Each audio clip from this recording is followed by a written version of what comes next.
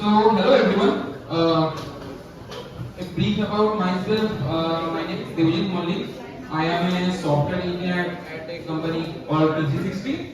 So, this is a New Jersey-based pharma startup, and I am the organizer of Google Developers Group Siliguri. I also do a lot of the same that you see here at GD Durgapur. The same thing we have in Siliguri also, GD Siliguri. It is like from 2018 we are there. So we do a lot of these type of activities. So that I am going to discuss later on in this event also. So first of all, like कितने लोगों को नींद आ रहा है starting में? दिन के start में अभी नहीं बोल like seriously speaking, I am not going to do too much technical stuff. Okay. So more of it I want it like a interaction. Okay. So like आप लोगों का कुछ questions हुआ, कहीं पे कुछ issues हो रहा है. Mostly I do front end stuff, so I will be discussing mostly on front end. But if other than that also in career or guidance also if you need any help, you can like ask me. Okay. So today's topic I am going to discuss about something called the talk title is Beyond the Browser. So किस-किसने Google I/O देखा है? Google I/O का इस बार जो launch event हुआ है. Okay, anyone can tell me what is Google I/O? ये बाहर वो पोस्टर लगा हुआ है ना Google I/O का. Google I/O क्या है? हाँ? जेनेटिव है. क्यों अदर देन दैट कुछ नहीं हुआ Google I/O में? वो मीम देखा है ना सबने कि AI सिंगल पिक्चर बोल रहा है, right? Yeah, most of this year's Google's launch is focused on AI only, but yeah, other than that, they also had a lot of advancement in part of app, in part of web, in part of cloud also.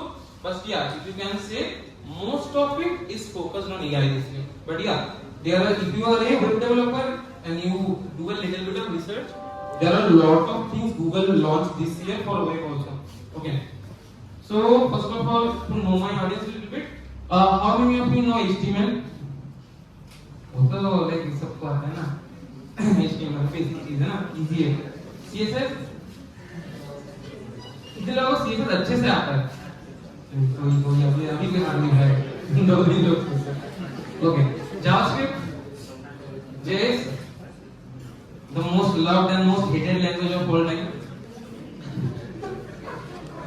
So, like React, Angular, anything? Little bit? Okay. Okay, so I am not going to discuss about too much in those framework domains. I'm mostly going to discuss about this three parts: HTML, CSS, JavaScript, because web is mostly developed in the economy, and Google has launched all the features based on that.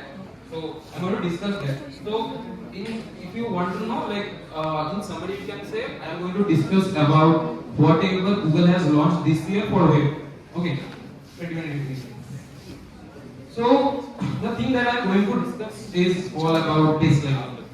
Okay. Now the first thing is what is this baseline? And the thing is I am not going to discuss too much. अच्छा English में इसमें problem नहीं है ना? English comfortable, right? So I'm going to mix it. Okay. So baseline is all about what happened. जिन लोगों ने भी HTML CSS में काम किया है, right? आप लोगों ने एक चीज नोटिस किया होगा कि ये बहुत होता है कि कभी-कभी आप कोई टैग या कोई प्रॉपर्टी यूज करते हो जो क्रोम में शायद काम कर रहा है बट फायरफॉक्स में काम नहीं कर रहा है या सफारी में काम नहीं कर रहा है, right? That is something that web developers struggle every day. So if you ask any front end developer, ये हम लोगों का डेली का पेन है कि हम लोग जब लिखते हैं कोड हम लोगों को वो प्रॉब्लम होता है जैसे फायरफॉक्स में बहुत सारे प्रॉपर्टीज काम नहीं करते, तो हम लोगों को बट प्रॉब्लम ये है कि एज ए वेब डेवलपर आप इसको क्लाइंट को या यूजर को बोल नहीं सकते, राइट? कि आप ब्रेव ब्राउज़र मत यूज करो, आप लेट्स से फायरफॉक्स मत यूज करो, right? You have to build for everything. So what Google has done, so they had made something called baseline. Now what is the baseline? So Google ने क्या किया, दूसरे जो भी ब्राउजर वेंडर्स है, right? Like Firefox हो गया, safari हो गया, इनके टीम्स के साथ बैठ के कोलैब किया और अच्छा ठीक है अगर HTML5, CSS, JavaScript में कुछ भी फीचर्स आ रहे हैं, राइट? कौन-कौन से ऐसे फीचर्स नए होंगे जो सारे ब्राउजर्स में अक्रॉस द वेब काम करेंगे और उनको हम लोग बेसिकली एज पर बेसलाइन बोलेंगे कि वो भी सारे जगह में काम कर रहे हैं. सो अगर इजी वे में बोले तो स्टेबल रिलीज होता है, स्टेबल हम लोग बीटा होता है ना, बीटा वर्जन होता है आपका ये वेब का, सेम वे में ये स्टेबल वर्जन है। तो गूगल ने इनिशिएटिव लेके खुद से बाकी वेंडर्स के साथ कनेक्ट करके फिर ये सेटअप किया है। अब हम लोग जो फीचर्स को लेके डिस्कस करेंगे वो बेसलाइन फीचर्स को लेके डिस्कस करेंगे। Reason is that because you can use that from today only in the web, so it's working now right now. Okay, move it. So now what are the baseline features I am going to discuss today? So one of them is the dialog element. So और मैं बोल रहा हूँ उतना कुछ मैं advance level पे नहीं कर रहा हूँ कि लाइक फ्रेमवर्क को लेकर डिस्कस करूंगा। सिंपल HTML में H1 H2 आता है सबको, पैराग्राफ टैग की टैग इतना HTML का वो सब लेके डिस्कस करेंगे। वैसे HTML एलिमेंट्स से कुछ उनको लेके हम लोग डिस्कस करेंगे। So that is the dialog element, then the individual CSS transform property, then viewport units, कुछ viewport के नए units आए हैं IO में, then deep copy, and then last one is the focus visible. Okay, these are the topics that I want to discuss. So first of all, let's talk about the dialog element. HTML में जिन लोगों को बोल रहे थे काम किया हमने, किसने कोई मॉडल बनाया है? मॉडल पॉपअप बनाया है किसने? पॉपअप बूटस्ट्रैप में होता है, पॉपअप क्लिक करने पे पॉपअप आता है। हाँ, तो पॉपअप को किसने बनाया है? मतलब खुद से कोड कर दिया। हम तो बूटस्ट्रैप से जाते हैं यार, क्या कोड करेंगे फालतू में ना। बूटस्ट्रैप जाएंगे कोई में जाएंगे, कॉपी पेस्ट मार देंगे, हो गया काम, तो लाइक ना अच्छा। But actually if you ever try to build a thing, build something kind of like a model from scratch using just using HTML CSS JavaScript, it's pretty hard. Okay, because there are a lot of JavaScript functions in between both, so there are no native properties available. You need to write a lot of code for that. So in the baseline there is something launched that is called dialog elements. हम लोग इसे H1 H2 क्या लिखते हैं? इसे dialog tag, simple सा tag है। देखो मैंने यहाँ पे कोड लिखा है, सिंपल सा dialog पे टैग होगा, उसमें आप ID पास करवा सकते हो कि कौन सा मॉडल होगा। ओके, और उसके अंदर आप जो भी रख रहे हो। यहाँ पे जैसे मैंने सिंपली क्या किया है, आप सोचो इसका आउटपुट कैसा रहेगा। एक सिंपल मॉडल पॉपअप आएगा, उसमें लिखा होगा I am a dialog and then there is a button and only click on I am to আসতে পারবি কিন্তু কথা उस पेज में एक बटन है ओपन डायलॉग, आध घंटाর क्लिक মধ্যে करने पे वो पॉपअप होगा। बस इतना ही যে है। লোকটা আসবে সে কল করবে अब previously if you want to do this you need to write a lot of JavaScript. Right now if you just write this it will create a model for you. So after seeing this like many front-end developers will like need, so there was something called ego ना, developers में बहुत चीज होता है। अगर आप 90s के time में देखोगे उस टाइम पे बहुत ईगो था जावा developers. So like they are like that's why they have a logo ना, कि कॉपी मत कर। रीजन क्या था ना, उनका बहुत ईगो होता है like no we are like, उनको अगर आप इजी से इजी चीज भी दोगे वो लोग सपोर्ट नहीं, हम लोग हर कुछ कोड करेंगे because they have a certain ego. And the same thing right now is happening in JavaScript developers lot. They have a lot of egos that because JavaScript is as a base it's a quirky language. So अगर आपने JavaScript में काम किया आपको पता होगा कि वो दूसरे लैंग्वेजेस से काम नहीं करता, Python या C++ वो थोड़ा डिफरेंट काम करता है, right? And that's why in front end many people have this tendency to over engineer stuff. So जो कि simply HTML CSS से कर सकते हैं उसको भी JavaScript में करना है। That's why this means all about like जो JavaScript developers होते हैं वो देख के ऑफेंड हो जाते हैं कि नहीं HTML से नहीं करना, हम JavaScript से ही करेंगे। So but that is not how the things work. If you go into any company, we always try to make things simpler, जो easy हो। मतलब उस चीज का कोई मतलब नहीं बनता अगर आपने कोड लिखा है जो बहुत ही कॉम्प्लेक्स हो रहा है, राइट? और आपको लग रहा है नहीं मैं बहुत प्रो डेवलपर हूँ, बट वो कोड किसी को समझ ही नहीं आ रहा है, देन वो in the end of the day वो बेकार code, right? So you need to think about all the users and all the developers, and that perspective it is a much better solution. Okay. Now, why I want need to use the dialog element, right? कभी किसी ने ये use किया है? Chrome में होता है ना रीड का ऑप्शन, वेबसाइट रीडिंग का, क्लिक करने पे वेबसाइट को रीड करना जाता है, राइट? इन सब चीजों का, या कभी ऐसा चीज किया कि कोई इसमें जो ब्राउजर में हो रहा है उस टाइम पे वो 4 एरोस होते हैं ना हम लोग कीबोर्ड में, उसमें क्लिक कर रहे हो और वो क्या करता है एक बटन की साइड में बॉर्डर लगता है, फिर नेक्स्ट बटन की साइड में वो लेके नेविगेट करता है ना, वो इसको फोकस मैनेजमेंट बोलते हैं कि कौन सा एलिमेंट फोकस में। अब आपको सोचो आपके पास 3-4 मॉडल्स हैं, राइट? और प्रॉब्लम क्या होता है, मॉडल का जो या डायलॉग का जो यूआई होता है वो पेज के ऊपर आता है ना, ऊपर ले होकर आता है। दैट्स व्हाई क्या होता है उसका फोकस मैनेजमेंट बेकार होता है डिफॉल्ट में अगर आप जावास्क्रिप्ट से कर रहे हो, तो आपको खुद से बहुत कोड लिखना पड़ता है उसको फोकस मैनेज करने के लिए। डायलॉग ये डिफॉल्ट ही देता है। लेट्स से सोचो आप ऐसा कर रहे हो, बटन है, क्लिक करने पे एक पॉपअप हो रहा है, उसमें और एक क्लिक करने पे और एक पॉपअप ओपन हो रहा है। अब किसके ऊपर कौन सा पॉपअप ओपन हो रहा है वो सब कुछ ये एलिमेंट अपने आप से हैंडल कर लेगा। That is something called focus management.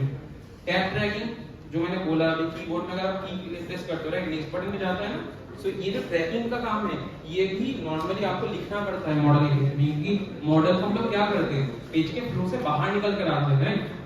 अब ये सब कुछ ही आपको करना नहीं पड़ेगा, सब जस्ट यूजिंग एरो हो जाता है डायलॉग एलिमेंट से। Then stacking context. Stacking context मतलब क्या है, इजीएस्ट वे में जो मैंने अभी बोला कि आप सोचो एक बटन पे क्लिक करो, एक पॉपअप आ रहा है, और एक बटन क्लिक करो और एक पॉपअप आ रहा है, मतलब पॉपअप के ऊपर पॉपअप आता है ना, विंडोज में मीम देखा है ना, विंडोज फ्रीज ऐसा करके पॉपअप के ऊपर पॉपअप आता है, तो इसको क्या होता है, इसको स्टैकिंग कॉन्टेक्स्ट बोलते हैं। एक स्टैक होता है ना, एक के ऊपर एक आइटम आता है, सेम वे में टैग के स्टैक्स बनते हैं, ये कॉन्टेक्स्ट मैनेज करना पड़ता है, ये बहुत इजी होता है dialog elements. That is something is there. Any question इतना तक बोरिंग लग रहा है? Where's my bag? क्या आप क्या बोल रहे हैं, तो इतना कुछ समझ में नहीं आ रहा है। जो लोग HTML समझते हैं उन लोगों को समझ में आ रहा है ना, बेसिक चीज है, इतना कुछ समझने से नहीं।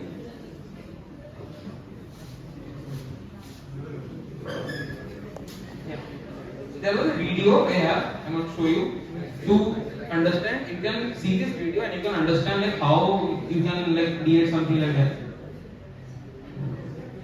तो अगर आप इसको देखोगे, देखो जब प्लस में इसने क्लिक किया राइट, पॉपअप आया, उसमें एक फॉर्म था, इसमें देखो आप क्लियर करना कर रहे हो, देखो वो एक 3 डिफरेंट पॉपअप्स के हैं राइट। तो आप जितने ऐड करोगे हर एक का अलग आईडी होगा, तो अगर क्रॉस करोगे मतलब जितने ऐड करोगे नए नए पॉपअप के कॉन्टेक्स्ट बनते जाएंगे, अब वो क्रिएट कर सकते हो, डिलीट कर सकते हो, और ये मैनेज करना बहुत ही इजी है। अगर देखो आपने थीम्स भी चेंज किया, कुछ भी किया, बहुत ही इजीली आप मैनेज कर सकते हो।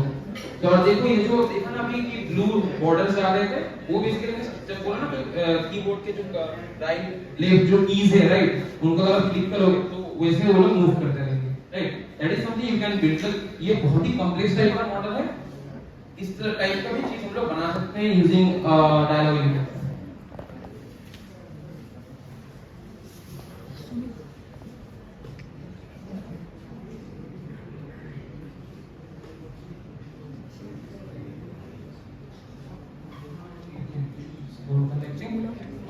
Next thing is going to be individual CSS transform properties. किसी ने CSS एनिमेशन में काम किया, सिंपल एनिमेशन बटन में क्लिक करने पे सोचो कुछ एनिमेशन दिख रहा है, किसी ने CSS एनिमेशन किसी ने काम किया है? हाँ, CSS लिखने का ही मन नहीं करता, आप सब बोल रहे हो बूटस्ट्रैप है ना, अच्छे कोड से भाषा कॉन्टेस्ट करने हो जाएगा, तो वो होता है, बट कभी-कभी करना पड़ता है। Like if you ask me also, I don't write a lot of CSS. That is something like most of the front-end developers hate, right? CSS. So this is something called transform properties. What is this transform will do? आपने अगर animation में काम किया होगा तो आपको पता होगा ट्रांसफॉर्म बोल के चीज होता है। कि सोचो आप अगर एनिमेशन होता है ना कि वेब में दिखाते हैं, सोचो एक बटन में क्लिक किया तो वो फ्लिप कर रहा है, ऐसा कुछ एनिमेशन आ गया राइट वेब में, ये सारे चीज ट्रांसफॉर्म प्रॉपर्टी से बनते हैं। ट्रांसफॉर्म प्रॉपर्टी प्रीवियसली लिखने का वे में जो लेफ्ट साइड में मैंने लिखा है वैसे आपका एनिमेशन लिखना पड़ता था, तो वो बहुत ही आप देख रहे हो कोड कितना अनऑर्गेनाइज्ड है और कितना हार्ड है इसको डिबग करना, रीड करना। तो अब क्या किया है नए आइडिया नए जो लॉन्च हुआ उसमें कि उन्होंने हर एक के लिए कोड को और ज्यादा रीडेबल बना दिया है। तो हम लोग परसेंटेज को सिर्फ पकड़ते हैं 0%, 100%, मतलब किस टाइम पे क्या क्या इवेंट ट्रिगर होंगे राइट, और उस हिसाब से आप ट्रांसलेट्स को अलग-अलग ट्रांसलेट स्केल उसको अलग-अलग लिख सकते हो। पहले अगर आप देखोगे तो देखो ट्रांसलेट, रोटेट और स्केल को एक साथ ही लिखना पड़ता था। That's why the code is not much readable. अभी जैसे क्या हो गया कोड बहुत ज्यादा रीडेबल हो चुका है कि अभी हम लोग हर एक को इंडिविजुअली लिख सकते हैं। कोड लिखने का बड़ा वे क्या होता है कि आपको कोड को रीडेबल बनाना पड़ता है लिखना, क्योंकि अगर आप सोचते हो कि एज ए डेवलपर कि आप ऐसा कोड लिखते हो जो दूसरों को समझ ही नहीं आ रहा है, then you think like okay मैंने इतना वो होता है ना कि मूवीज देख के लगता है कि नहीं भाई hacker, so that is not that type of thing. So you need to write code that is readable. Okay, अगर अदर डेवलपर्स नहीं समझ पा रहे, कंपनी बोलेगा कि आप निकल जाओ, तो आप कोड समझते हो ना, आप ही रखो उसके बाद अपने पास। So that is something you can try out. Next thing is after like seeing the transform properties, many developers are like this that old like if you ask me also same thing happened with me. Previously transform was very hard to write. Right now I'm using the new properties and they are like pretty good and pretty readable. Now next thing यहाँ पे CSS में जिसने काम किया है height set किया है percentage height 100% 100 VH होता है ना सेट किया है सबने किया है कभी ऐसा हुआ है कि पेज से फ्लो से बाहर चला जा रहा है सोच लो कि पूरा पेज आएगा बट वो पेज से बाहर चला जा रहा है राइट ये नॉर्मल होता है और कब कब ये प्रॉब्लम हुआ है कि सोच रहे हैं कि परसेंटेज यूज करूं या VH यूज करूं या क्या पिक्सल यूज करूं ये होता है ना नॉर्मली बहुत प्रॉब्लम है ना ये देखिए पिक्सल यूज करना है VH यूज करना है परसेंटेज बहुत कंफ्यूजन है तो क्या हुआ गूगल को पता था कि इस पर का बहुत प्रॉब्लम चल रहा है और अगर आप अभी के जो जनरेशन में अभी हम लोग एक चीज की टर्म बहुत यूज करते हैं मोबाइल फर्स्ट वेब मतलब क्या होता है मोबाइल फर्स्ट डिजाइन में पहले क्या होता था कि हम लोग अगर वेबसाइट लिखते हैं तो आप मीडिया क्वेरी के बारे में पता है इसको मीडिया क्वेरी पता है ना हम लोग मीडिया क्वेरी क्यों लिखते हैं पेज को रिस्पॉन्सिव बनाने के लिए राइट तो लैपटॉप में भी टैब में भी मोबाइल में भी हर एक में प्रॉपर्ली यूआई दिखना चाहिए right that is something we do law problem कहां पे हुआ पहले हम लोग क्या करते थे वेब के लिए पहले कोड लिखते वेब मतलब वेब नहीं सॉरी लैपटॉप स्क्रीन के लिए उसके बाद हम लोग क्या करते हैं मीडिया का यूज करके टैब के लिए अलग बनाते थे और मोबाइल के लिए अलग बनाते थे ये that is what we do previously right now the standard is if you go into any company they will tell you first start writing css for mobile and then scale it up to tab and then scale it up to laptop device now why आप अगर mostly देखोगे अभी जो consumers है right ऐसे consumer normal लोग जो web को कंज्यूम कर रहे हैं वो मोबाइल यूजर्स हैं लैपटॉप किसके पास है हम लोग डेवलपर्स के पास होता है राइट बट नॉर्मल पीपल के पास अगर आप देखोगे वो लोगों के पास लैपटॉप नहीं होता उतना वो लोग मोबाइल में सब कुछ कर सकते हैं और अगर मोबाइल में होता है तो क्यों वो बेकार में लैपटॉप यूज कर रहे हैं right that's why we need to think first for the mobile devices and then scale it up to tab and laptop devices अब इसमें भी प्रॉब्लम कहाँ पे है अगर if you have used iOS and Android if you see properly they have upgraded a lot right पहले normal screen आया था फिर नॉच आ गया ये नॉच कर दिया अभी वो पंच होल डिस्प्ले कर दिया राइट अभी तो मतलब डेवलपर्स के सबसे फ्रस्ट्रेटिंग चीज है फ्रंट एंड डेवलपर अगर आप पूछोगे ये जो सैमसंग के गैलेक्सी फोल्ड वाला Z फ्लिप है प्रॉब्लम है कि इनके रेशियोस पूरे अलग हैं राइट आईपैड का अलग होता है आईपैड का जो सबसे बड़ा आईपैड है 12.9 इंच का है इसको लेकर हम लोगों ने कंपनी में बहुत इशू फेस किया था तो that is something like iPad का सबसे बड़ा वेरिएंट होता है 12.9 इंच का ठीक है अब प्रॉब्लम क्या है लैपटॉप भी मिलता है 13 इंच का अब मैं कैसे डिवाइड कर दोनों की दोनों डिफरेंट डिवाइसेस हैं पहले तो हम लोग सिंपल क्या करते थे विद हाइट लगाते थे कि अच्छा ठीक है इतने से इतना है एक टैब का होगा इतने से इतना एक लैपटॉप का होगा अभी वो तो बैरियर ही चला गया ना अभी लैपटॉप के साइज में टैब आ रहा है टैब के साइज में लैपटॉप आ रहा है तो हम लोग कैसे डिफरेंशिएट करें that is something very hard to handle and for if you have used for Safari like जो iOS यूजर उनको पता होगा और जो एंड्रॉइड यूजर उनको भी देखा होगा क्रोम में